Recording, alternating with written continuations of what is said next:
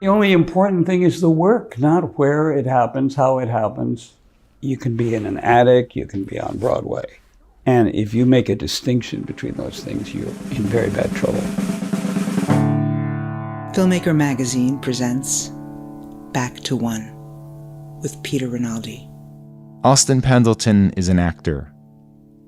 On two separate occasions, in May of 2022, in the middle of the celebrated run of the play The Minutes, and then again in August, a month after the run ended, he sat down with me on the Upper West Side of Manhattan to talk about the work.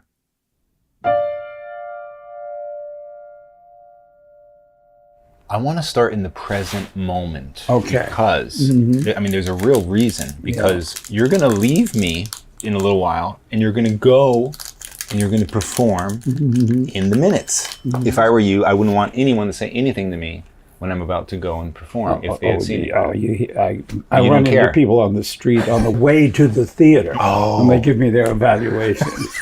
You just get it. It doesn't matter. So I saw it the very first night of previews. I've rarely seen a performance where people were laughing like this with you. For you. Like after a while, people were laughing when you were taking an inhale ready to talk. Like they were anticipating that they were going to laugh, and then they were almost double laughing because you made them laugh even after they anticipated. I mean, that's what was happening. And so I hate when people laugh. Like, I want everyone to be quiet. Even when something's funny, I am mad if people are laughing. I think it's rude to laugh. Okay? Most actors would not agree with that. I know. Right. You need to hear that. But I was laughing. I'm there alone in laughing. I'm like laughing beside myself. Okay? Yeah. So that's the experience I'm having. And I'm like, this, it was so funny. Tell me, though, because I had Tracy Letts on right before he started rehearsals in 2019. And I said to him, don't you think this is a little weird that you're the writer and you're in it and you're going to be rehearsing with all of these actors that are rehearsing with the writer? Like, isn't it going to be a strange experience for them? And he was like, oh, you know what? Yeah, it might be. I don't know. I haven't thought about that. And so I always wanted, that's why I really wanted to see it. And now I'm able to talk to you about what that experience was like. But then just talk to me about where you are right now in this run. Like, talk to me about how you're feeling about it, where you feel like it's going. Is it evolving? Are you feeling good about it? Well, first of all, Tracy, I don't think I've ever acted before with the playwright also acting in the show. Tracy is such a good actor that you literally forget. Wow. He's so there in that role, in that moment, every moment, that he's the mayor. You just don't think about it. It was interesting in rehearsal watching Anna Shapiro, the director, who's an incredible director to work with. No, first of all, she's a really good director. She puts on really good productions, but she's also a very exciting director to work with as an actor. But watching her direct Tracy in Tracy's own play. That's the other thing, yeah. And it was, God, I wish I'd almost taped it.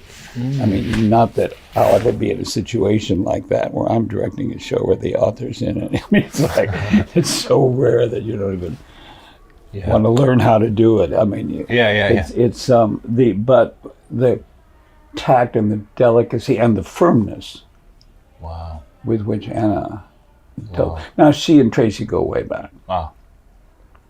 When Martha Levy was still artistic director at Steppenwolf, and I would direct a show out there, I would either act out there or direct a show out there. And when I was directing, when it would be in previews, Martha would come to the invited dress and maybe the first preview, and then come maybe a week later in previews. But she would have Tracy and Anna as a team come to an early preview. And then she would have set up an appointment where I would have coffee with them, and Anna and Tracy together would give me notes. And they were brilliant notes, but very specific. They would often even come as a pair to see the show that I was directing, and presumably this with other productions too, twice. And their notes would be so specific and so good, and not how shall I say, insistent. You might want to think about this type notes, and very clear, and very kind of knowledgeable and about, and they obviously had given the thought to whatever the play itself was. So I've known Anna and Tracy as a team for a long time, and a play I wrote called Orson's Shadow. Tracy's directly responsible for how it finally got done in New York. It was done in Chicago, directed by David Cromer, who at that time I'd never met until I met him on that. And I got a good review from Ben Brantley. He came to Chicago and did a kind of a roundup of Chicago shows he'd seen, and he included some very nice paragraphs about it. So every producer wanted it, but nobody wanted Cromer. And Cherry Jones had said to me something that I'd already begun to think, but she really affirmed it. She was in Chicago at the same time in a show and it was on its way to New York. But we would have breakfast, and she didn't even get to see the show because she was acting. She said, they're going to try to get you to have different personnel when it moves to New York. Don't let it happen. She said, I've been in shows out of town that have been really successful. And they're going to move into New York, and they change the personnel, and the show just falls apart.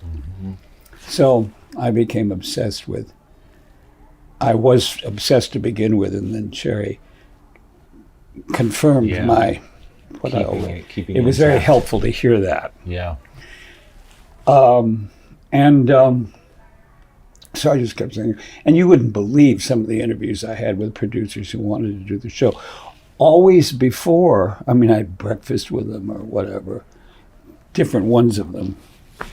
I'd told them going in that Cromer was a condition, and they wouldn't have it. That's so weird. And it just 4 years went by. Wow.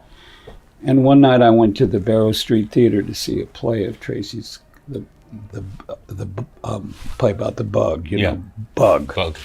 and the producer, Scott Morphy, came out from the box office and said, Tracy says you have a play. And I said, yeah. Can I read it? Tracy likes it. I said, yeah. And I was afraid the same thing was going to happen again. And then he said, Scott Morphy said, he said, well, I want to do it. I mean, it'll be almost a year from now because Tracy's play is going to run a long time. But are you serious about this Cromer thing? I said, let's put it this way. By this point, I was just exhausted with this journey. I said, listen, Scott, if you hire anyone other than Cromer, I will sulk. Do you really want that? He said, well, I'm terrified of that. Okay.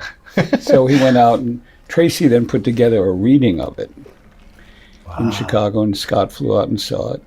He comes back and says, okay, you can have Cromer, you can have the original cast. Wow. And the show ran almost a year. See that? Now, that wouldn't have happened if it weren't for Tracy. And the then on top of that, I don't know if you know the play, but one of the characters is the critic, the English critic, Kenneth Tyne. And the play's about Orson Welles and Laurence Olivier and Vivian Leigh and Joan Plowright, and a young guy who's kind of a stage manager. And the critic, Kenneth Tyne, do you know who that was? Yes.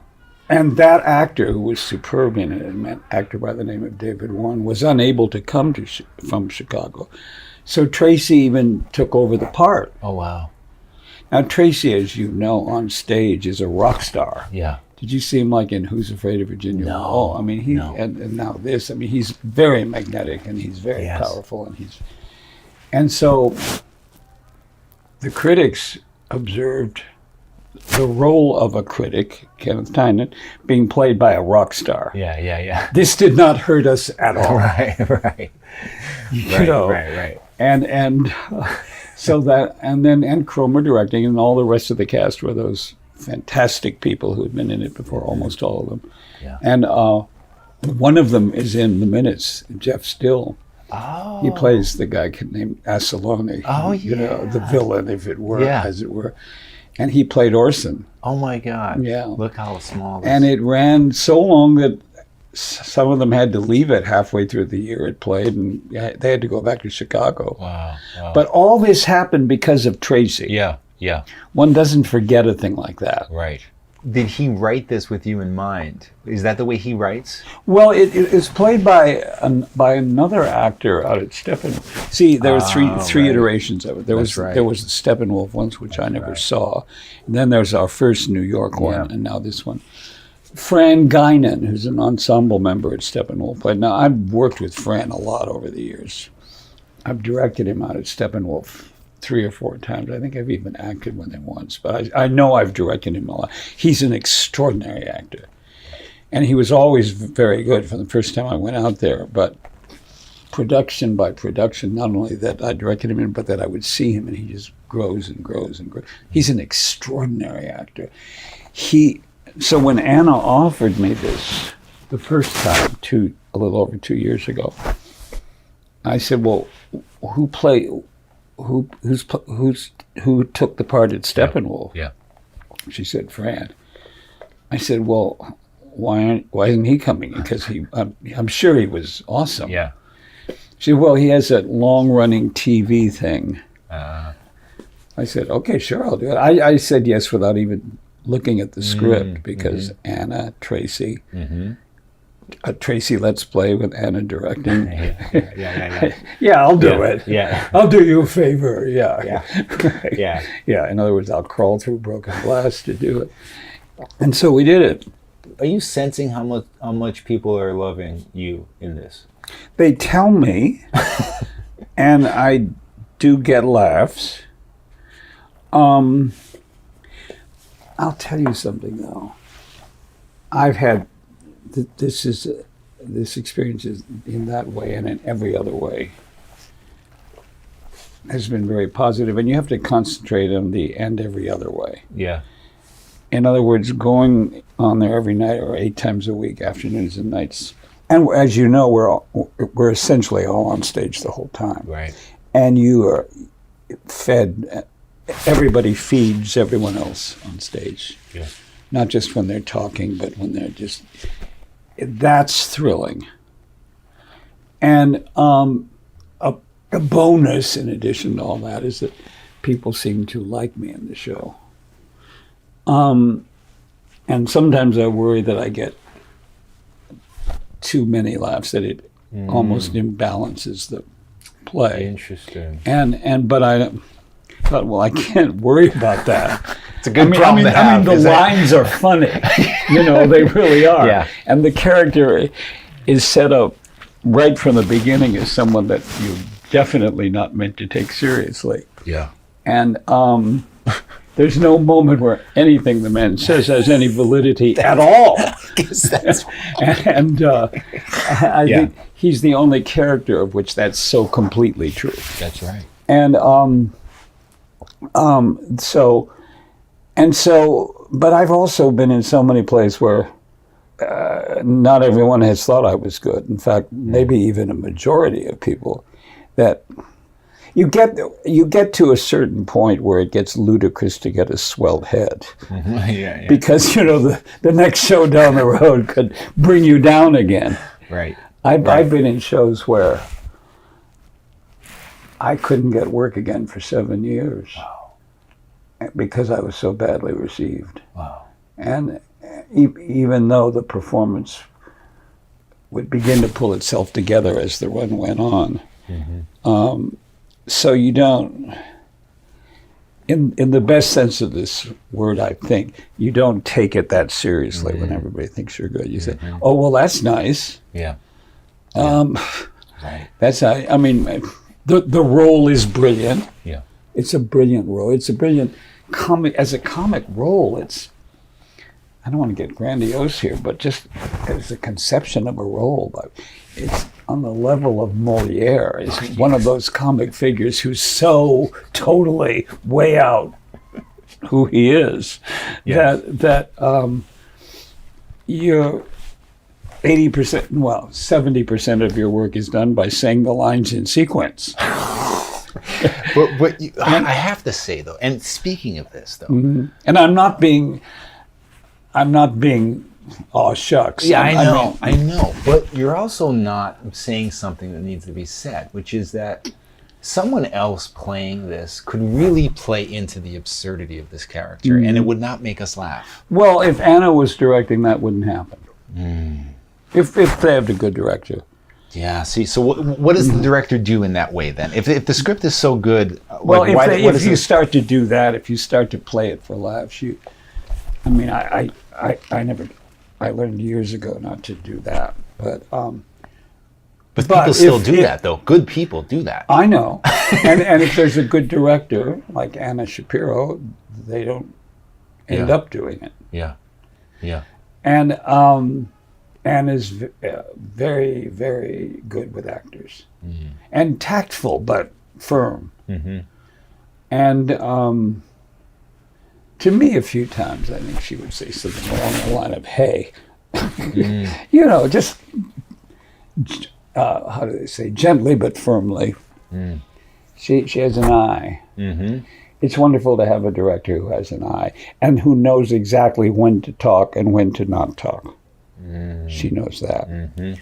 And I've worked with a lot of really great. I started out my career with one of the great directors in the history of the American theater. Jerome Robbins, right? Yeah, and I did 2 shows with him, and almost did 2 or 3 more, but then he would withdraw from them. Jerry was fond of withdrawing from shows before they went into rehearsal. And when he would, I would withdraw with him. I didn't want to do it with anybody else. And he's responsible for my career. It's Jerome Robbins. I never would have imagined that. And he was supportive of me all the rest of his life. He came to see almost everything I did, even showcases. Came to see every play I wrote, every play I directed, and always had his views. He was very supportive, even when he had found things to criticize. But wait, let's talk about this though, because, well, let me just tell you what happened. So the next day I went to see, after I saw the minutes, I'm still thinking about you and laughing as I'm home. I wake up, I go to MoMA to see Squirrels to the Nuts. Oh, how is that? It's incredible. I hear that because I saw the earlier version of it. Well, you have to try and see I this. said to Louise Stratton, who's because I thought when we were making that film, it was very promising, and then they released this other version called "She's Funny That Way." Which is not that bad. I remember it's not that bad, but it's not that good. Right. But from what I hear about this movie, this different version of the same movie, it's like. It's amazing. A bunch of little things can make all the difference. It's fascinating. It's good for students to see both of them. Yeah. Yeah. And to see And I'm so glad that was found before Peter died. Yes. That he could see what he had. Yeah. They had lost somehow that cut of it, and then they found it. Right. In a weird way. It's in the New York. If you read the New York Times article about how they found it, some guy found it on eBay. Somebody was putting it online to sell. Yeah. And a fan of Bogdanovich found it. And bought it. And then he's like, wait, this is the lost Squirrels to the Nuts. Oh, I so want to see it. Yeah, you have to. I mean, I don't remember if there's a scene with you and Jennifer Aniston she was incredible in this, Austin. You two play off each other.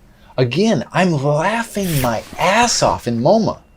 Where, I couldn't stop laughing in this scene. Like, a lot of scenes are funny, but this scene in particular, and you're absurd. You're, again, an absurd character, this judge, but you're playing it. This is what I want to talk to you about. It's like, there's something about seeing these 2 performances where you're playing absurd people you're not playing the absurdity. You're playing some kind of truth Well, in the absurdity, and that's Peter, what's funny. and that's Jennifer. And that's. I'd never worked with her before. I hadn't worked with her since. I would work with her if somebody called me right now and said, "Drop everything and come down." I would do it. She's so, because she's also, at least at the time we made the film, she's also within the business, kind of a businesswoman, producing and getting things together and all that kind of thing. And she was beyond gracious to me. I mean, she was so. But she also, the thing that amazed me, Alan Pakula always used to say this about Jane Fonda, who in the days when he would direct her, she was in all those political causes, that she would be on the phone right up until they said action, and then wham, she's right in the scene. Wow. That's what Jennifer was like, Wow. is like. Yeah. And I'd say probably the majority of my scenes were with her. And she was incredible. And then she would ask me questions about myself and my life, and ask me about, she was so present. I would do another film with her in 2 minutes. And I'd love to see it. Yeah. It felt like you two were feeding off each other. I mean, and it's also the thing where they do the close-up on the other person and you're off camera. Yeah. And it comes around and it's on you and they're off camera. And the great stars are as fully there when they're off camera feeding you their lines. Yes. Barbra Streisand was like that. When Barbara is off camera and she's looking at you and saying, and the camera's on you, if you can't be fed by what she's giving you, you simply can't act.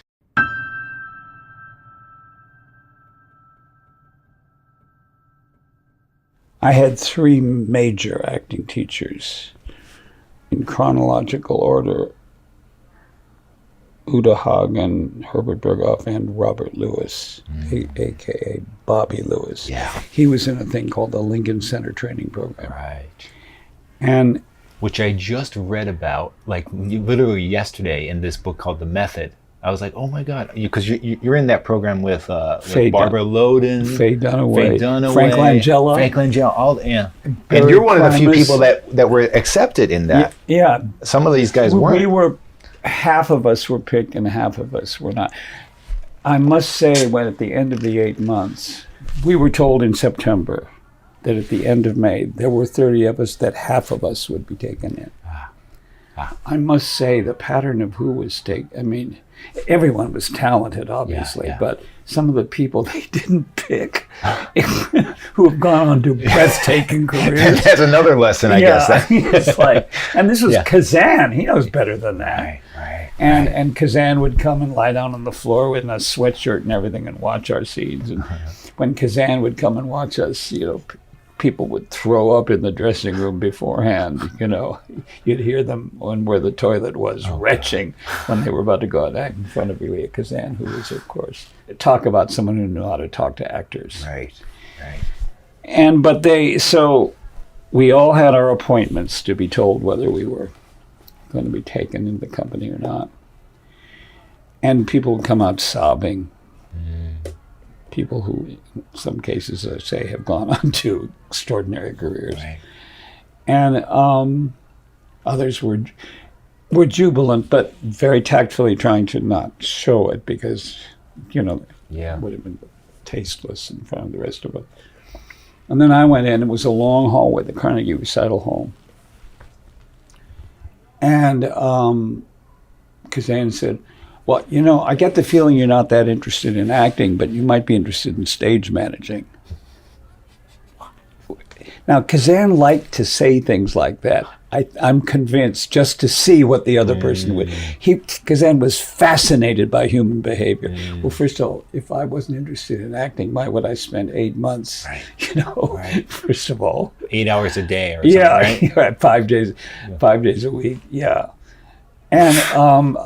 and also I stuttered, so that definitively is not a stage manager. If you can't call a cue. So I said, And he said, well, we have a bunch of very tiny parts for you, but you're probably more interested in stage management anyway. Wow. I'll never forget. I knew he was bullshitting. Wow. I mean, it was like literally a joke. I was overcoming my stutter in my acting, but calling a cue, if you call a cue a fraction of a second late, anyway. So I was thinking, and I thought, well, okay, it's tiny parts they have for me, but the first show is the new Arthur Miller play, and it was a tiny part, which actually a friend of mine, it was played by Barry Primus, who was also, who had also been in Oh Dad, Poor Dad, and then he was in, and we were extremely good friends. And I still remember him in that tiny part they wanted me to play. I literally still remember it. I thought, well, the new Arthur Miller play directed by Elia Kazan, okay, I'll play whatever. Right. I want to be in the room. Right. Then, so I went away for the summer to Williamstown. Then I came back, and then we were going to start. And then Jerry Robbins called me in to read for a musical, then by the name of Tevye. and Fiddler on the Roof. Sure, right? Sure. So he called me in to read for Perchik the Revolutionary. I was so excited. Now, the first play we'd done was Oh Dad, Poor Dad, where the character has a stutter. And that year was a very difficult year because it overlapped with the Lincoln Center program. I couldn't always control the stutter, and I never knew from day to day whether I was going to be able to. Some nights it would be totally absent, which would be wrong. Some nights it would be right, just the right balance, and some nights it would be way, way too much. And it was, and then finally they had to fire me halfway through the Lincoln Center training program. So the next morning after I got fired, and I still had 2 weeks to go, because when they fire you, you go for 2 more weeks. And they fired me very kindly. T. Edward Hamilton was the producer, very kindly, sweetly. And I went in the next morning, and I was relieved in a way, but on the other hand, I was fired. Yeah. And so our movement teacher was Anna Sokoloff, the great choreographer and the great. There's a little street in the village called Anna Sokoloff Way, Yeah. And she's in her leotards and there's fierce Russian Jewish eyes, and we were doing the morning thing of the movement class, all in our leotards. And she comes up to me and says, "You're not here. What's the matter with you? You're not here." And I said, "I got fired last night." She said, "So what?" This most transformative 2 words I've almost ever heard. Yeah. Right, so what? Yeah. Be here. So what? And then 2 weeks later, and of course, then I began to soar in the play once I was fired. So I went to theater and said, "Can I stay?" He said, "Let this start happening again." And he was right. All he has to do is fire you every 2 weeks. Yeah, right. I should have said that. And he was very funny, so I should have said that. So on the closing night, I thought, all my friends came, and the theater was this little theater over between 2nd and 1st on 74th, where I did 2 long runs, as it happens, 2 different shows. One first being Oh Dad. And that night, my friends met me at this little kind of dive bar on 2nd Avenue in the great days when the 2nd Avenue bars were, when they were dive bars. Yeah. And we drank, and I was so relieved. And then I thought, the only thing is Jerry Robbins will never hire me again. That's the only sad thing. I'm so glad to be out of this effing show. Yeah.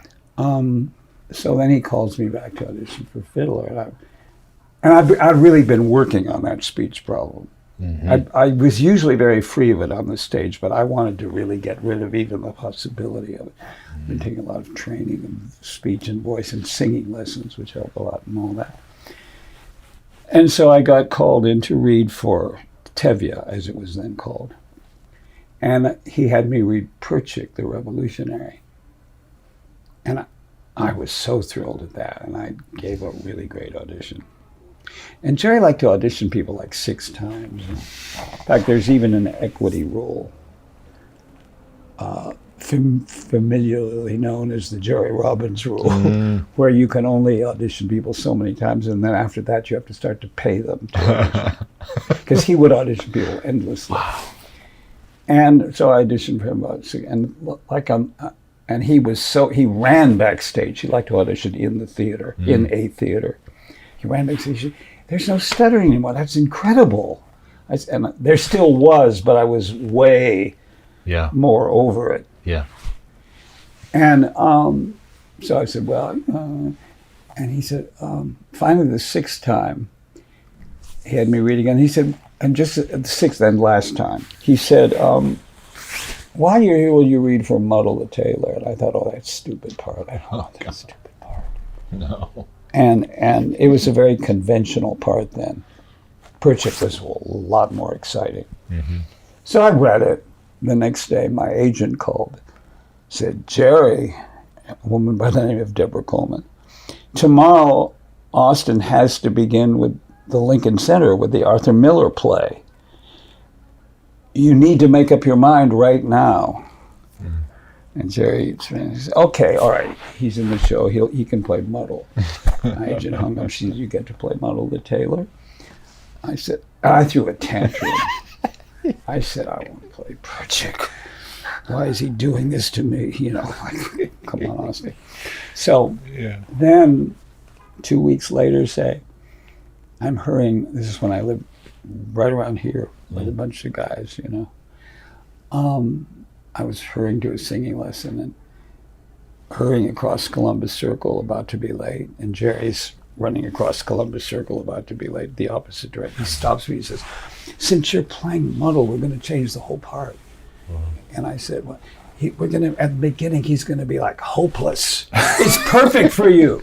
Perfect. He's going to be hopeless. No way. And then somehow he so wants to marry this woman, even though he doesn't have anything going for him, that he suddenly finds his strength. And he ran off, and I ran to my singing teacher, a woman named Ora Whitty.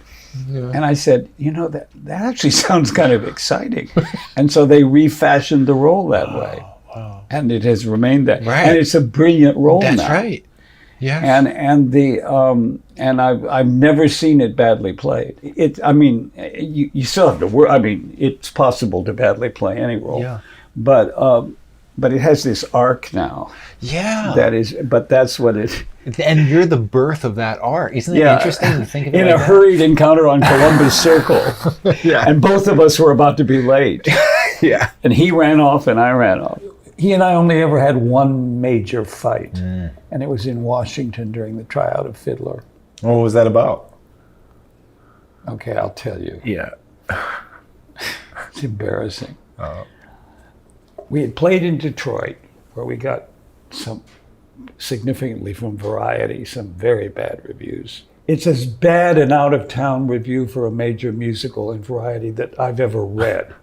It's still, people go to it. And it's not even long. Wow. The Variety reviews for big-time out-of-town shows that were the musicals for Broadway would go on for columns, and Variety would give all kinds of advice.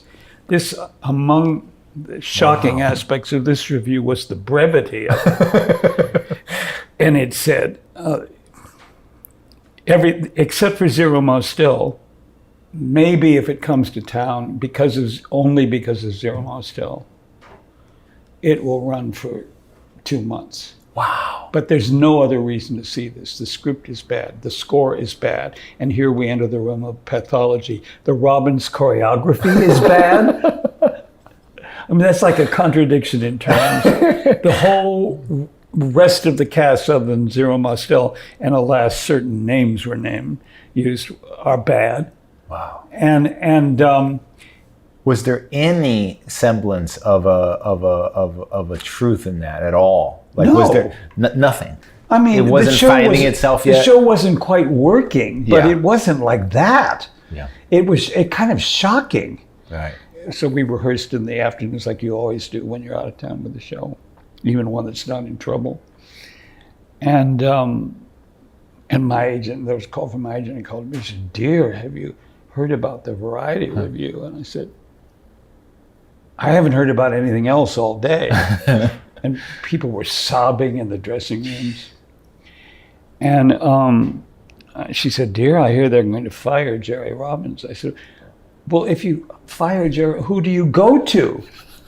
He was the one who always went on Yeah. on the road with a musical that was in trouble and fixed it. Right. How do you, and so that night, there was a bar across the street in Detroit. And if I ever play at the Fisher Theater again, I hope that bar is still there, because we would all hang out there every night after the show.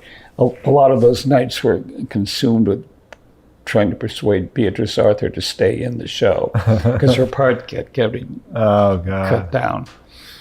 And but that night I went in, and there at the back of the place, which was the part of the barn whistle that was where the tables were, and it was lit kind of very brightly, and everyone in the cast was figuring out who was going to sleep with who that night, because there is no aphrodisiac that quite matches being in a musical in trouble out of town.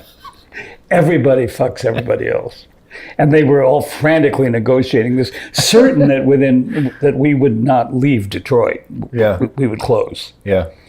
And Hal Prince told me, who was the producer, told me years later, he practically did close in Detroit. He was going to raise the rest of the money once we opened in Detroit. Wow. And then with the Variety Review, I think no Hal chance. put in his own money. Wow. Just to keep it open. But then in the front part of the bar, alone at the bar, was Jerome Robbins with his drink, just kind of looking like this. God. And because I'd already done the other show with him, Oh Dad, Poor Dad, I somehow summoned the nerve to say, Jerry, what are you going to do? I haven't told you this before. No. And he said, and I quote, 10 things a day. Wow. And that's what he did for the rest of the Detroit run. I mean, rehearsals were things like, in this speech, this person, after this sentence in her speech, if you cross to the other side of the stage to do something, that'll make a story point to the audience that you're not buying what she says, so that then for the rest of her speech, she can put more pressure on you. Mm-hmm. It was all stuff like that. Mm-hmm. If this speech were one sentence longer, it would be much clearer. If it were one sentence shorter, it would be much clearer. Wow. Stuff like that. Yeah. But so what I'm gathering here is that this one and then we opened in Washington, and we were a triumph. You see, this one fucking reviewer turned what was going to be a pretty good musical, if it went to Broadway, into something that is a phenomenon now, because it sparked Jerome Robbins to get to work on changing it, even though it didn't really maybe need to be changed to be good. It's the most frequently revived musical ever. Yeah, it's everybody knows everything in that musical. You know what I mean? Yeah. There are people. It's like for a while it was the only thing I knew about Judaism growing up as a Catholic. You know what I mean? I love that, what you just said. So, 10 things a day. So that's what he did. So then we opened in Washington. We got the best reviews we ever got, better than the New York reviews. We got the best reviews ever. Whereupon the morale just fell apart. We had the morale all during Detroit of sort of the siege mentality. Yeah. By God, we're all going to work together to make this thing work. Yeah. And then we rave reviews in Washington. Yeah. We turned savagely on each other. and my performance fell apart. Wow. And finally, I came backstage one night at the end, at the very end, when Seidel and I are leaving, and when the diaspora is starting. And it's about 3 or 4 minutes before the end of the show, and tap on the shoulder. It was Hal Prince, the producer, and he said, do you want to, can I buy you a drink tonight? And in the meantime, my performance had fallen apart. It was even reflected in the reviews. I went from getting, pretty good reviews in Detroit to getting, except for the Variety, to getting, like in Washington, like I got no reviews at all. It's like I wasn't in the show. So I thought, okay, I'm being fired. So I went, and I remember got in a suit and tie. And I came down to the bar in the Willard Hotel. Hal directed me to a little table as far from the bar where all the other members of the cast were. And I thought, oh, I'm so being fired. Yeah. And then he said, what are you drinking? I said, a Jack Daniels on the rocks. He brought me a triple Jack Daniels. I thought, oh, I'm definitively being fired now. And Jerry and I had this, the only bad moment we ever had in his life, for the rest of his life, where he called me aside. When he called you aside after a note session, you knew. Mm-hmm. He said, and he thought my performance had suddenly become very, he said, I've never seen your work go this way before. And what he was saying was it had become effeminate. Mm-hmm. But he used some terrible word for that. Mm-hmm. I think I was offended by the crudeness of the word as I was by the content. Mm-hmm. And I started sobbing uncontrollably. Wow. And that's just for a Wednesday matinee. And his assistant was this director named Richard Altman, who finally wrote a book about Fiddler. Came in the dressing room and said to Bert Convey and Joe Ponasecki, who were my dressing room mates, what's the matter with him? And Bert and Joe said, well, I don't know. Would you try to calm him down? And I yelled, tell Jerry he's not to speak to me for a week. So to my horror, Richard Altman went and told Jerry that, and Jerry didn't speak to me for a week. Whoa! And I mean, he would say to the stage manager, tell Austin to cross left and all that. And then at around that time, they had written the song called Miracle of Miracles, but it hadn't gone into the show yet. And the one time during the week that Jerry and I weren't speaking, he had to stage me in that song. It hadn't gone into the show yet. Oh. So he said, so it was him and me and Joanna Merlin, who would Seidel, and the accompanist. He said, okay, Betty, play it, and let me see your instincts about this. Yeah. So I sang it with some stupid, I waved my arms around or something. And he said, well, clearly you don't have any ideas about this, so I'm going to have to give you some gestures. In 5 minutes, he thought up all the gestures in the songs that remained in every revival of it for the next 40 years. Wow.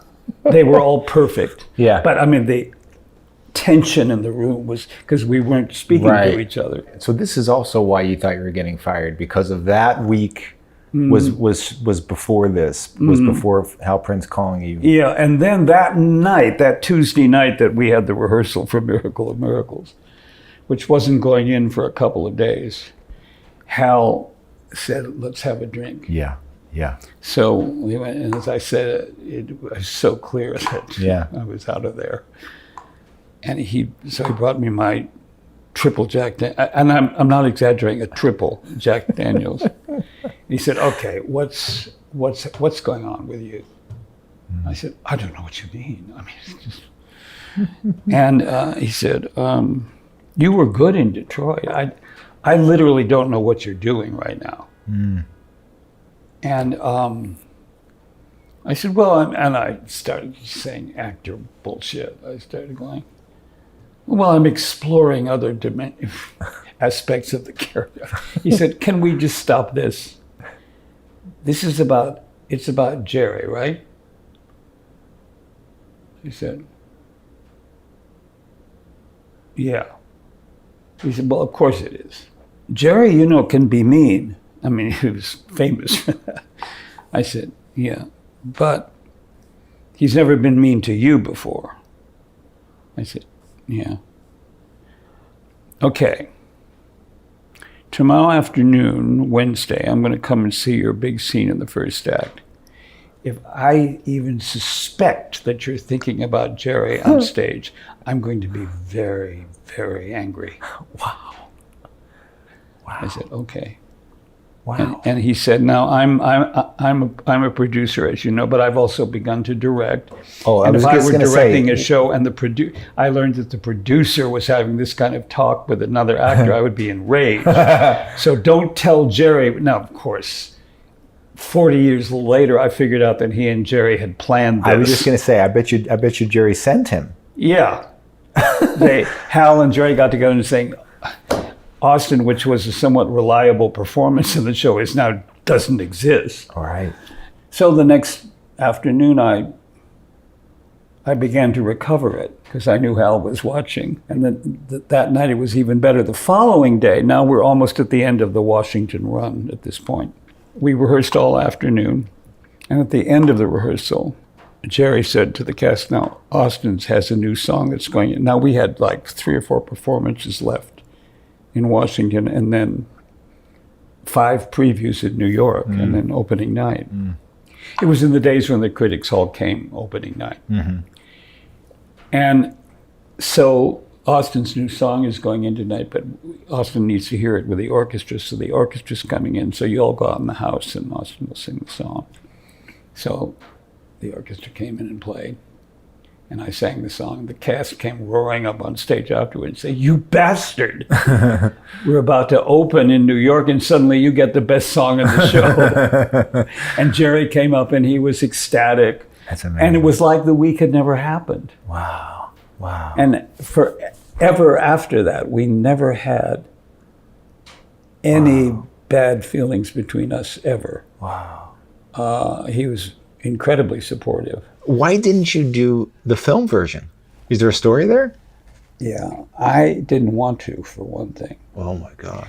The other show I did at this, was called the East Side Playhouse, was a show called The Last Sweet Days of Isaac by Gretchen Cryer and Nancy Ford. You know them, right? No. Gretchen Cryer and Nancy Ford? You're talking to an imbecile. Oh, forget it. Cancel this right now. Yeah. Turn it off. Oh, they've written a lot of shows together. Okay. And I've known them both since I was in college, an undergraduate. Wow. And each of them had husbands who were in one or the other of the graduate schools. And they would come over in the evenings and rehearse and be in shows. Gretchen, when in my sophomore year, played the lead in a musical by Richard Mulvey and David Shire. Brilliant actress and writer. And Nancy Ford is an awesome composer. Just look them up, and you'll I'll be see. embarrassed. Yeah, and you'll be And in the depths of your humiliation, email me. And tell me. I will. And but anyway, there's a show called The Last Sweet Days of Isaac, which again was at that same theater where Odad had been. And it had a week and a half of previews. It was directed by Ward Baker, who directed the Fantastics and all those things. So we were in previews, and the first half of the previews, it wasn't quite working to the point where the producers, and neither I nor Federico Weber, it's basically a 2-character musical with a backup group of singers in the back, up top. And it was sort of not working at the point where the producers had called for the scenery to be taken away after the opening night. And then right toward the end of previews, it came together. Thanks a lot to Ward Baker. And it just, without any real rewrites, just some cuts. It fell into place. Not even significant cuts. All of a sudden, it was really working. And the opening night party, we got rave reviews, and we all won OBs and all that kind of thing. And it ran a year and a half. And it was a great triumph for all of us. And but the producers suddenly were, "Oh my God, we called to have the scenery carried away tomorrow." They called that off. And so we played a year and a half, like I say. And Frederica was replaced. She decided to leave the show fairly early, after a few months. So Alice Playton, remember her? She came in. And I played with Alice for a year. So now there's a reason I brought up. That was why you weren't in the Fiddler on the Roof. Oh, so it had just opened, and I went in to audition. First of all, I'd played fiddler for a year with Zero Mostel, to whose Tevye I was more or less addicted. Uh-huh. And Zero was, I'm about the 8 millionth person ever to say that. Zero was one of a kind. Uh-huh. He would literally do anything on stage. I mean, he was outrageous and to the point of inappropriate sometimes. But the fact that I was a kind of truth nerd when we went into rehearsals. I was very like, and you had to just be where whatever he was, you just had to maintain your character, but go with whatever he was doing. Mm-hmm. And he literally never did the same thing twice. Wow. And sometimes they were spectacularly wrong, but the word spectacularly is as important as the word wrong. And other nights he was beyond brilliant. Mm. And so if I'd done the movie, it would have been with Topol, who I'd seen do it in London. Topol was so different from Zero Mostel that I think actually Topol is pretty good in the movie, but in London on stage he was kind of heavy and so I didn't want to do the movie with him. But on the other hand, people kept saying, "Come on, Austin, it's a major film." Yeah.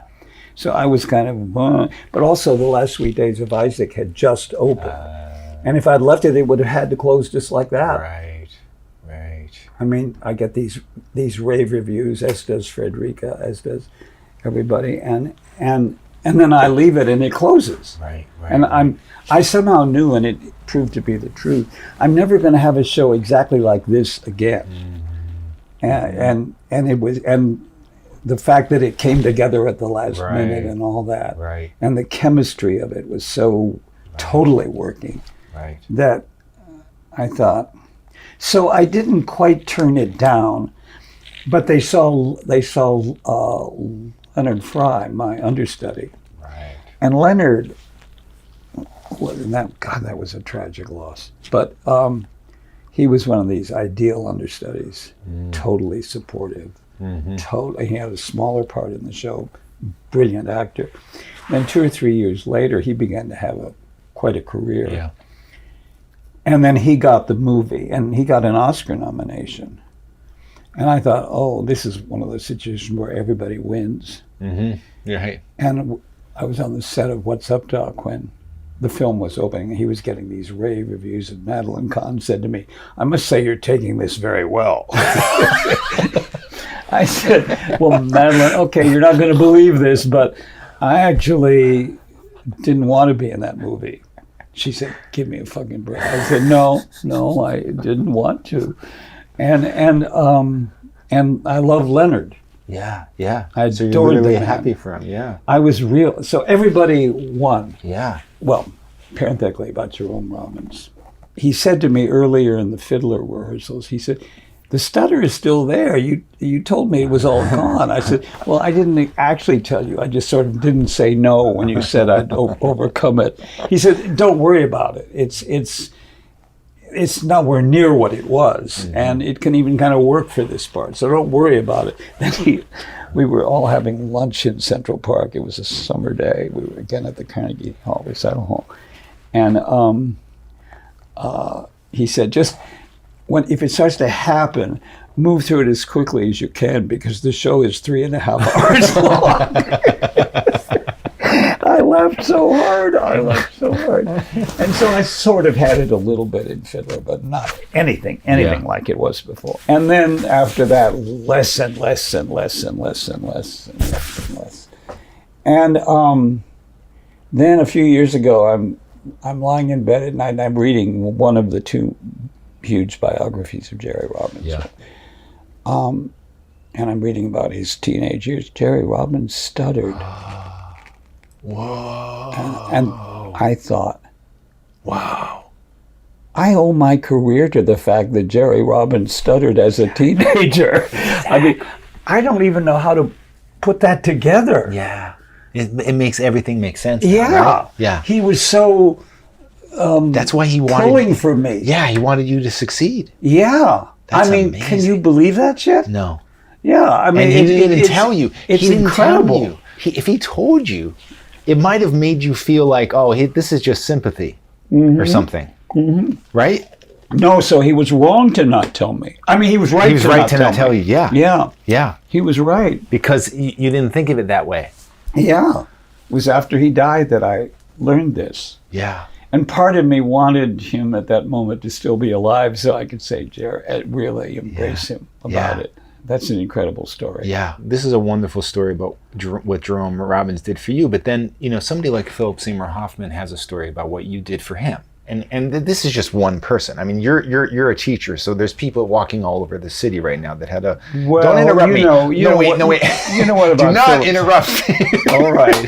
Can I say one sentence, and then you can say the rest of what you want to say? Yes. Anybody who saw that audition of Phil and didn't hire him doesn't belong in the business. Okay. There was something utterly it's one of the maybe 2 or 3 best auditions I've ever seen in the last 50, 60 years. But he says the reason why he was able to do that is because of something you had emoting through you, which was acceptance and non-judgment, which he eloquently said in that wonderful documentary about you that everyone should see called Starring Austin Pendleton. And luckily we have Philip talking about this. You can't see that the only reason why he might have been able to do that was because of the energy that you had in the room about and acceptance? I think that may have helped. And of course, part of the reason for that energy is being an actor myself. Right. But, Peter, an off-day audition from Phil Hoffman, where with a not entirely sympathetic director out front is still going to be breathtaking. I was stunned by that audition. And it was for the non-equity company in Williamstown. And the guy who had run Williamstown for years had just died, the guy who, even more than Jerry Robbins, was responsible for my career, Nikos Sakharopoulos. I'd been an apprentice there for 2 years. The second of those 2 years, I met my wife, who was also an apprentice, Katina. And then Bobby Lewis in class one day he said, you have certain ideas in your acting which have a directorial feeling. So he mentioned that to Nikos when they were both teaching at the Yale Drama School. And Nikos said, and I'd been coming to Williamstown at first as an apprentice, then as an actor. And Nikos said, Bobby Lewis says you can direct, so why don't you direct this summer? And the first show I directed was a hit. Yeah. And then the second one 3 years later was a hit. And then that led to then I began to get a lot of other work. I owe all of that to Nikos. That's amazing. Yeah. What do you think that means? There's something directorial in his work that he's seen. Like, what does that mean? How could he see that in your acting work? Right? Because that's what you were doing with Bobby Lewis. There were a couple. He assigned me and my good friend Mary Claire Costello also on the training program. The famous Hamlet and Ophelia scene, beginning with To Be or Not to Be, and then that harrowing scene in which Hamlet is downright misogynist with Ophelia. Hamlet is a sick fellow. Yeah. People like, what's his name, that brilliant writer, critic, Howard Bloom. Yeah, right about how he's the summit of Western civilization. If he's the summit of West, we are. I mean, it's a brilliantly written role, but the guy is fucking sick. Frailty, thy name is woman. I mean, it's like announced right at the beginning. Yeah. And it's and the way he treats both his mother and his girlfriend he drives her to suicide. Right. And I mean, it's like, but anyway, it was a scene from Hamlet, and I made some kind of choice at the beginning of To Be or Not to Be before Mary Claire came on as Ophelia. And Bobby said in the critique afterwards, that's a directorial idea. Interesting. That's an idea a director would. You should don't stop acting, but you should think about that. And then he repeated that to Nikos at the Yale Drama School where they were both teaching. And Nikos said, now you direct. It was... that's how things happen. Well, that's what I was going to say. I mean, don't you think that maybe, because like I knew Jack Garfein. You know Jack Garfein? Oh, yeah, totally. So he told me that he saw Sidney Pollack, and he was like, as an actor, and he said, yeah, you're more of a director. And Sidney Pollack took that as an insult. And then, of course, he became Sidney Pollack, the great Sidney Pollack, director. He's still an I'm actor. still sulking that I was never in one of his Yeah. movies. But isn't it, I'm just saying, it's interesting when somebody can see that somebody can also be a director, and then they have that, and maybe that's what Kazan was seeing, and he misinterpreted it to be like stage manager. No, he didn't misinterpret it. No, Kazan, I mean, I knew the man all his life after that. He never, no. Kazan was a sly dog. I adored him. Yeah. He would say things in conversations to me over the years, and I met him the first day of the Lincoln Center training program. Yeah. Do you know the first thing he ever said to me? Well, It was the meet and greet for the training program. And he was going to drop in all during the 8 months and watch our scenes. But then a year from then, he was going to direct the first show, which turned out to be After the Fall. Okay, so he's coming across the room to me. He's introducing himself to everybody in the program. And I went into a panic. And I thought, oh. Now, in the play, Oh Dad, Poor Dad, was Jo Van Fleet. Right. Who was a famously difficult woman. But she was kind of marvelous all during Oh Dad, Poor Dad. She wasn't even jealous of Barbara Harris, who kind of took the show. Not because Barbara was trying to, but just Barbara in that role was awesome. But still, she was, she could be difficult sometimes and all that. But we remained friends until she died, until Jo died. And so Kazan comes over to me and he says, Austin. I said, And I'm thinking, I'm going to stutter so badly, I'll be kicked out of the program before it even begins. And he knew, and we were halfway through the run of Oh Dad with Jo Van Fleet and Barbara Harris. And I said, He said, and the next thing he said to me after I'm Kazan was, why do you think Jo Van Fleet is so difficult? Whoa. The words began to pour out of me. Wow. They just, because I loved her, I was frightened of her, sometimes I hated her. I was in awe of her talent. We were close. We would go to that bar I told you about, and we would talk into the night, and she was fascinating. And I also thought she was one of the great actors of all time. When I was in college, I think I went to see Look Homeward Angel from standing room 8 times just to watch her. And of course in the movies and all that. She told me all these Kazan stories and all that. But also, sometimes during the run, it got really bad between. So all these words are pouring out of me.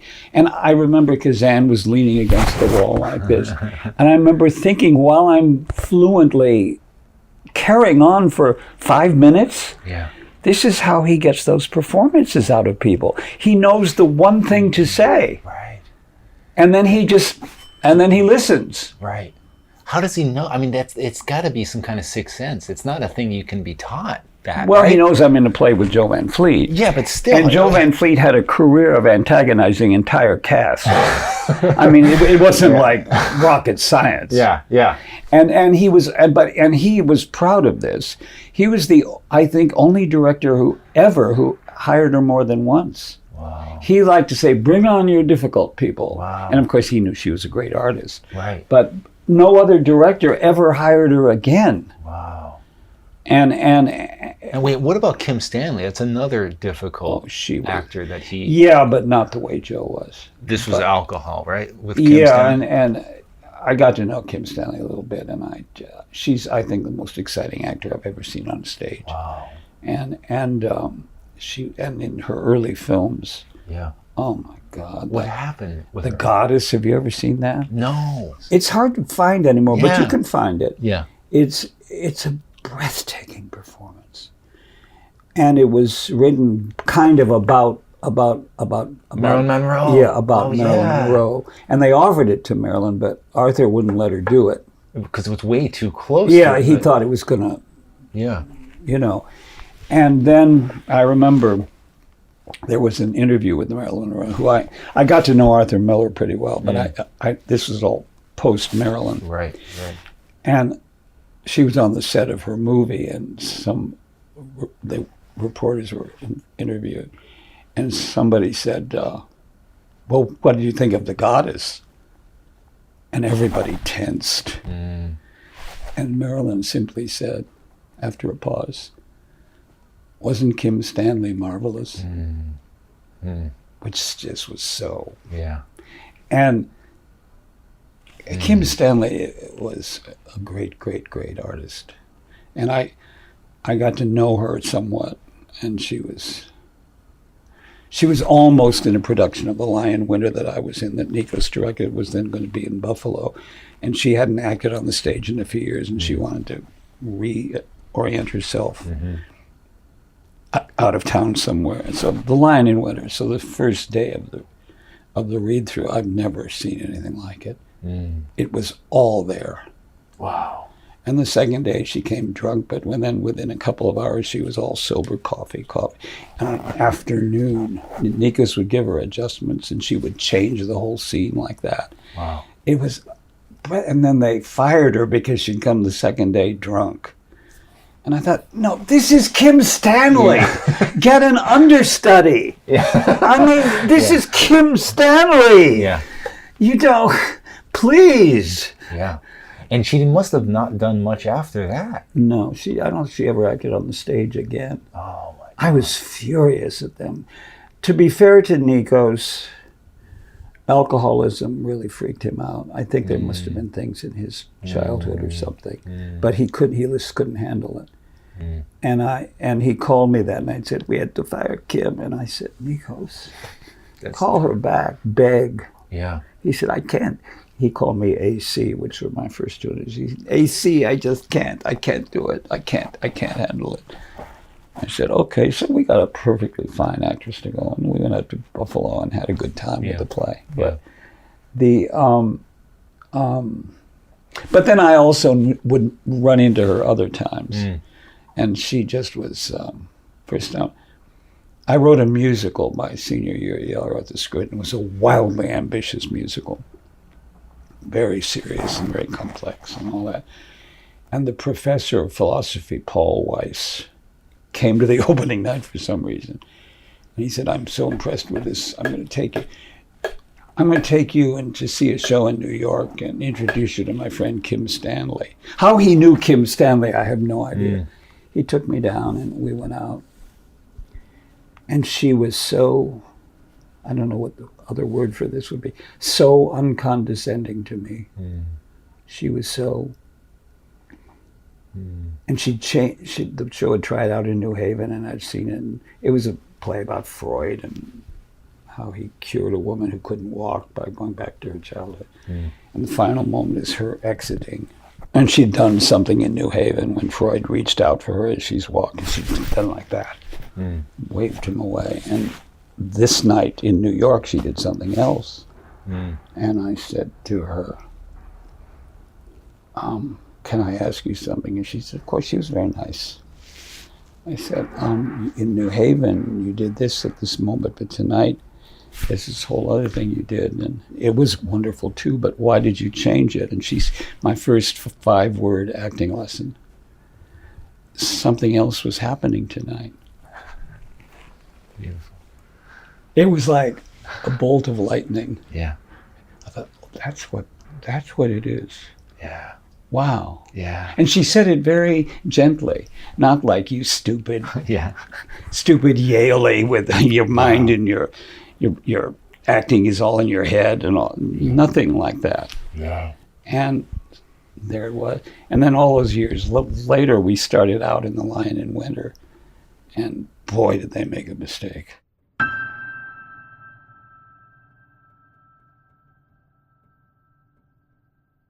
What is the real reason, not why you began teaching, but why are you still teaching? What does that do for you? Well, Herbert Berghoff, out of the blue, asked me at the end of 1969.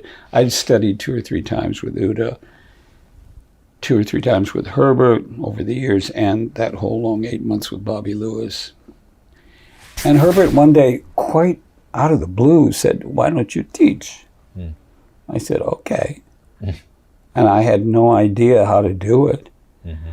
But I remember something Uta always used to say after a scene. first thing she would say to the two people who did the scene was, the first words were, "What can you tell me?" That's beautiful. Yeah. So I still do that. That's And then when they talk to you, then you begin to figure out what went right with the scene and what went wrong with it. Yeah. Yeah. And also teaching, in answer to your question, this business is ups and downs. As I said before, right now this with the minutes is an up. Right. But a down is just around the corner, and there have been many ups and many downs. Yeah. And teaching is very stabilizing. Yeah. You walk in the morning, I mean, right now it's on Zoom. Yeah. But when we did HB, and it'll be on HB again at some point, but it's on Zoom where it works fine. But you walk into a classroom and you can be all upset for any number of reasons. 20 minutes later, you're just feeling so very stabilized. So that's part of it, but also I love it. Yeah. I mean, you're beloved, so I guess that helps too. It doesn't hurt. It doesn't hurt, and I'm not universally beloved. But yeah, it that helps. But there's something. But then it's a back and forth thing. Right, and if you love them, they love you. Does it feed your acting? Oh, I think so. Tell me how. No one's ever asked me that question. I have no idea. Sometimes you're in the middle of critiquing a scene and then you say to yourself, and sometimes you say out loud to the students, "Oh, this is the mistake I make." And you suddenly perceive it. And you say,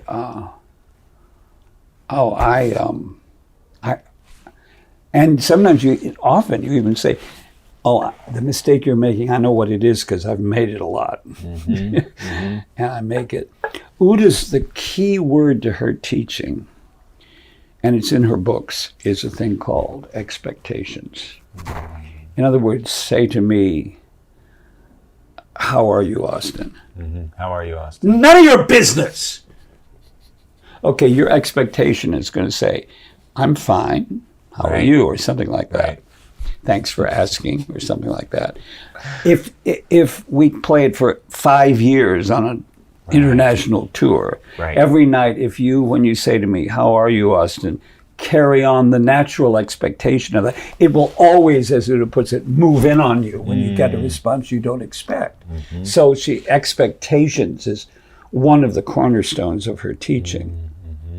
So that's one way that the teaching helps the acting, because you remind students of it all the time. Right. And in doing that, you remind yourself. Right. And the minutes any play that's any good, but the minutes is full of that. My God, did that person just say that? Right. But that can only move in on you if you were not exactly expecting it. Right. And that play is one beat like that after another. And I guess directing also is a real feeding frenzy for you to your acting. Right? Oh yeah, because you say, "Oh, you're making that mistake. Oh God, that's the mistake I made last night." Yeah.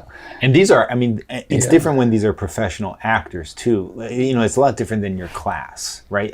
Because these are professional. Well, that's interesting what you say, because one of the things about teaching is that you realize how insanely wasteful this profession is.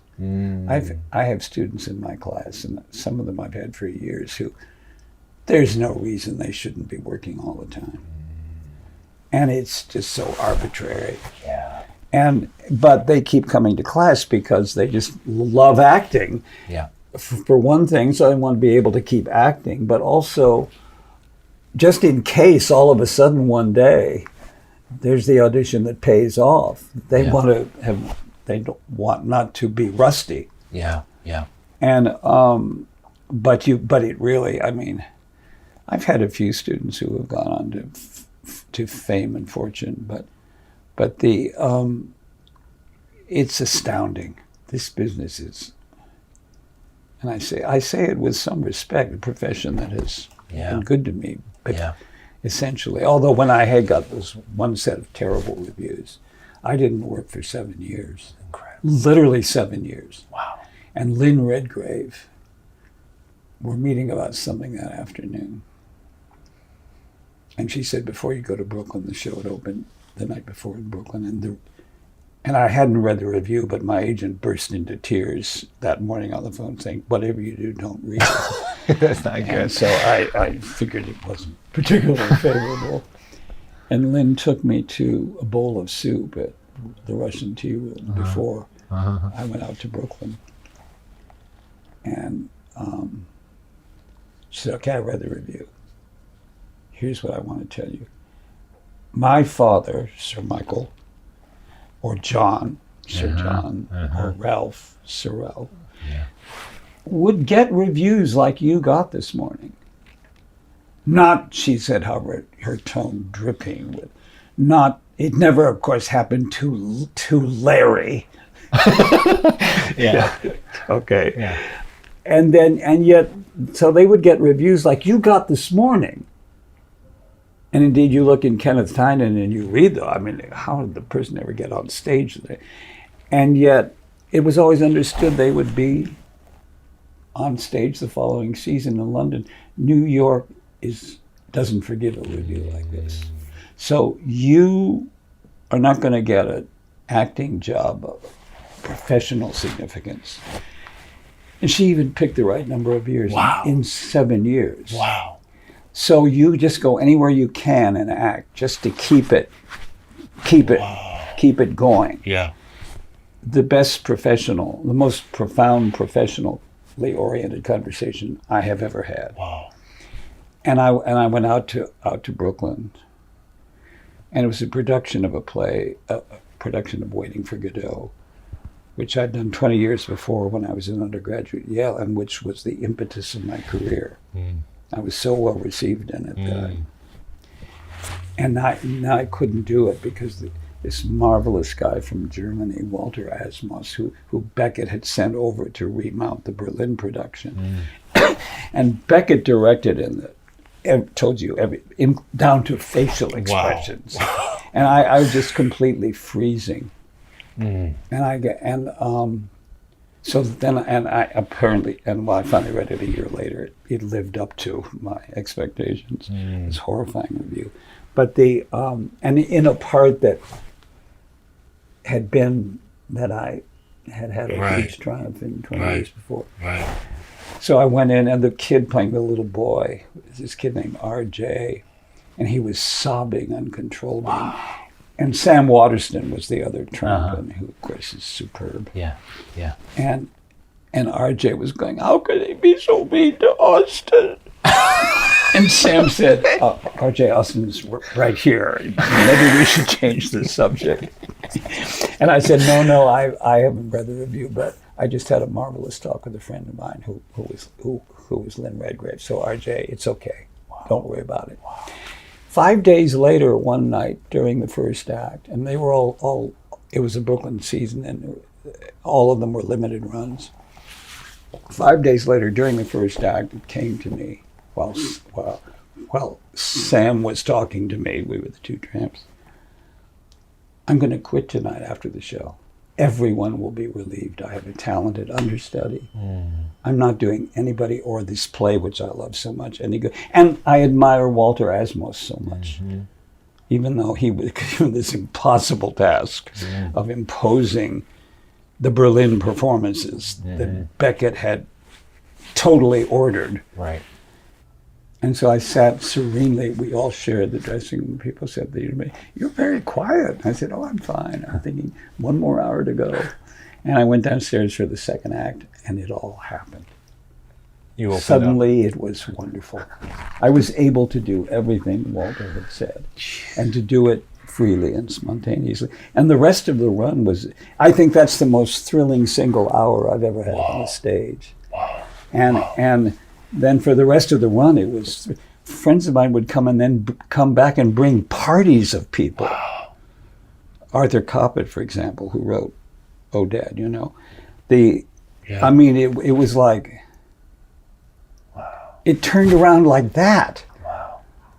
You just freed yourself up somehow, right? Well, I said, I realized I hadn't been taking Sam in or really because I was afraid if I took him in, I would do something wrong in the instructions. I would be spontaneously moved to do something other. But actually, the opposite happened. Wow. I was even free. I've been teaching acting at this point for some years. I'd forgotten to listen. Right. And Bobby Lewis's mantra about teaching acting was the cornerstone of acting is talking and listening. Right. And if that's the foundation, if you're not doing that, right, you're not, that was an extraordinary moment. Wow. Based on your telling of that story, that was just a bad direction, right? Because no. Well, they were trying to make you mimic the way. Yeah, there was nothing wrong with what Walter was doing. He was doing what Beckett sent him over to do. That doesn't mean that that's right, because that literally knocked you off the game.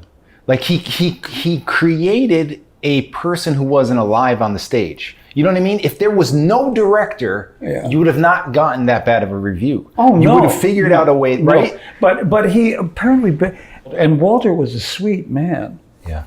But I would climb the ladder attached to the wall and in the space where we were doing it and where we were rehearsing, and threatened to jump if he gave me another direction. I mean, it was not mature. But what I learned from that is, if that's the way somebody wants to direct, then go with it. Oh, interesting. Don't think about your fucking process. Okay. Just do it. That's what. So when I was in a somewhat analogous situation a few years later with the artistic director of the Moscow Art Theater, who only spoke in Russian, so he had a translator course, and he was pretty exact about all those things. And so I remembered the Godot experience, and I would just do what he said. Yeah. And the other members of the cast were going mad, and they were saying, how can you take this kind of direction? And in Chekhov, it was Ivanov. Mm-hmm. And I said, well, I learned it the hard way. Right. You just do what he says. Right. So I guess what you're saying is someone has to give. Yeah. Right. It could be the director where they're letting people breathe. Yeah. But if that's not happening, then you're the one that has to. Totally. Okay. Totally. That's exactly the truth. And I tell these stories to my class because I said, you're going to learn a whole process in here that is pretty much an amalgam of the three major acting teachers I had, who were Uta Hagen and Herbert Berghoff, and I teach at their studio, and Robert Lewis. About 92% of everything I teach is from one of the three of them. Yeah. And they were essentially on the same page, but they had different emphases. Yeah. But the big kind of no-no to actors, if a director demands results, is the phrase. Yeah. And I remember being in a class of Uta's, and there was that play called The Devils, and it was being directed by somebody who was kind of like, by Michael Kakoyanis. Yeah. Who was in vogue at the time, and he was a Greek director, and he was you do this, you do this gesture, that gesture, and all that. And I remember one of the young women in the class was in The Devils. I was in rehearsal, and she was in class that day, and she said, Uta, I don't know what to do. Kakoyanis just gives us results every day. I don't know what to do. And Uta said, give them to him. Which, that's goes amazing. Against everything Uta taught. Right. But she was saying, if that's the gig, if that's the dance that's going on, then do that dance. Right. Don't ever Because there's nothing worse have a conflict with the director about process. Exactly right. Because that's not going to get anywhere, right? The conflict is not going to get anywhere. Yeah, right. Because he's not going to move. Yeah, right. So there's no point in having that agitation. Yeah, right. Exactly. Right? So you might as well just give in. All you're doing is paralyzing yourself. Yeah.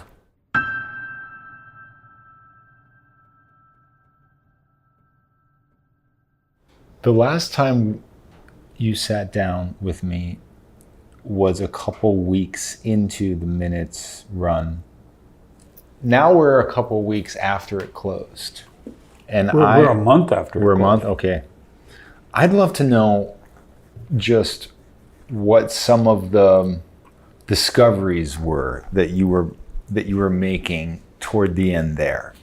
Do you begin to settle in a way toward the end that you never did before? You know, like sometimes people say that they're finally getting a settling in when it's about to end. we our first preview, in terms of what I did, in terms of just what literally everybody did, was identical to what we closed with. Wow! Because it was so carefully directed, yeah, which it needed to be because of the tonal shifts. Yeah.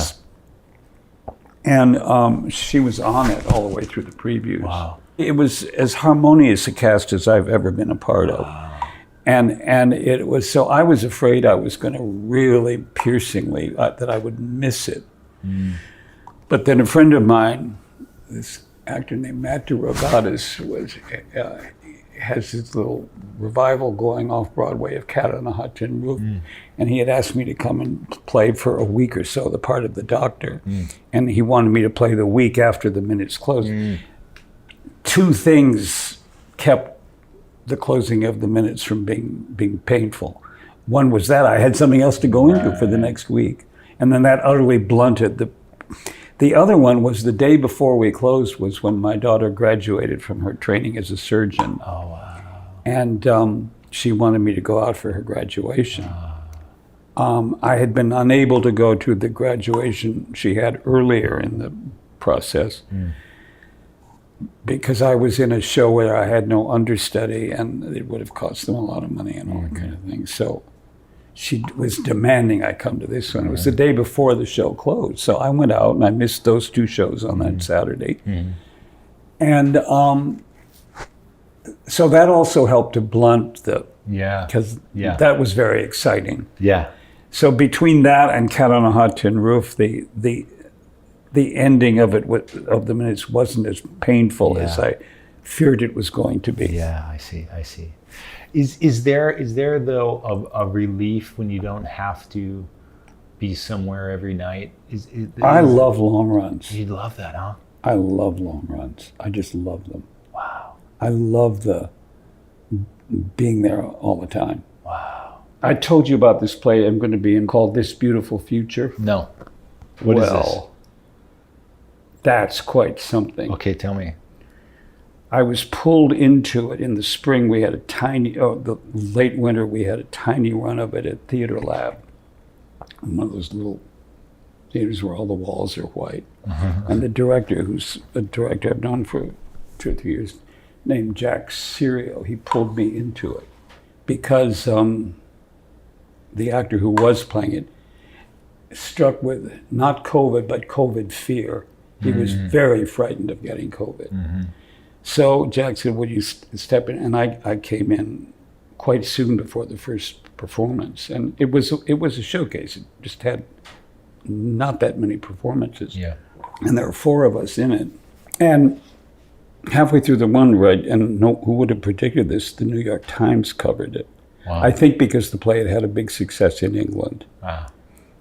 And they gave it this unqualified rave. Wow. So now it's going to be done again at the Cherry Lane. And I'd already committed to direct another show at the same time. So I had the woman who plays one of the 2 parts in the play, is also producing it.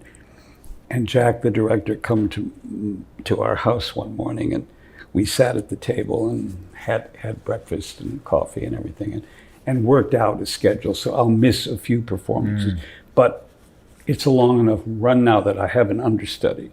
But I'll be in almost all the performances. But you've got to see this play. Yeah, I have to. It's an exceptional play. Wow. When I was in it before, my objective every night was literally to remember my lines and to remember my lyrics, because I came in so toward the end of it. And the lines she's written, the lines themselves are kind of non sequiturs. And so I poured all my concentration into it. But this time I decided I'm just going to drill the lines every day for weeks before we go into rehearsal, and the lyrics. But I can't do every performance because by the time it was clear to Jack that we were going to get the financing to do it again, I'd already committed to this play I'm directing. That's amazing. So you're so busy, right? I mean, like, this is like, it's to the point where you have two things going on at one time, and you have to like have a powwow with people to figure out the schedule. Well, so I had Karen, who's the producer and one of the two actresses in the play I'm directing, and Jack over for breakfast one day 3 weeks ago or something, and we just sat and figured it all out. Right. Happily, Karen likes to rehearse in the morning and Jack likes to rehearse in the afternoon. And also, me and Angelina are not called as often as the other two because Jack is still putting this new young guy in. Right. And he's coming along spectacularly, but still. Where do you find this energy, though? I find this energy in that I love to work. I just love to work. Tell me. And I don't care where I work. I wonder if it has to do with the childhood stutter. I associate acting, and by extension directing, but certainly acting, with my way, in my early years, my way out of the nightmare of that. Yeah. And I'm still upset about having been in my Cousin Vinny. I mean, I really am. Right. You really are. Yeah. Oh, I totally am because it reignited it. Well, no. After that, people only wanted me to play stuttering parts, and my agent would call, and I would say, no, I'm never going to do that again. Yeah. She said, but dear, with all these parts, and I said, I'm not going to do that ever again, no matter what, even if it means I never work again in a major feature film. What's the play that you want to be in that you have never been in? What's the play you want to direct that you have never directed? I learned very early on to not have those. Why? It started as an actor. I was in my second year as an apprentice at Williamstown. And at the end of the first season, I was put in at the last minute into a major part. And everybody thought, because I stuttered and everything, that it would be a real problem, but Nikos had called everybody in New York. And so I got in it and I triumphed. And so I came back for the next season as an apprentice thinking, now I'm going to get some really good parts, which I did. But the part I really wanted, and it would have been the biggest part I would have had that season, was the part of Barnaby in The Matchmaker, AKA Hello, Dolly, a few years later. And I was perfect for that part, and I knew I was going to get it. And I walked up, I saw the cast list, and I marched up to read it. It was Dick Cavett, who was and is a friend of mine. I was so disappointed. People were consoling me all weekend. And I remember at some point I thought to myself, it was a huge moment in my life. I now think I really want to go into this business. But if I'm going to attach that much significance to a role, or by extension, any job, I won't be able to emotionally survive. But okay, is there anybody that you want to work with? No. Not even that? No. You can't have that moment in 1958. The Vow. It really landed in me. You cannot be this way. We might have hit on your secret. I'm serious. That might be why you're able to survive. And why I'll go anywhere to work. Right. And that was also something Lynn Redgrave told me after that catastrophic review in which we had that bowl of soup. She said, they're not going to allow you to act in a significant venue for 7 years. So you just have to go anywhere to keep acting so that when they come back around to you, you won't have forgotten how. And so in your exile or whatever is where you I'd go and be in plays in attics. Right. And out of town, way out of town. And ironically, this made you a greater lover of this work then, right? Yeah. That the only important thing is the work, not where it happens, how it happens. Just keep working. Yes. Austin Pendleton, thank you so much. My pleasure. Back to One is a production of Filmmaker Magazine, which is a publication of The Gotham, formerly IFP. Listen to back episodes of this podcast at filmmakermagazine.com or wherever you get your podcasts.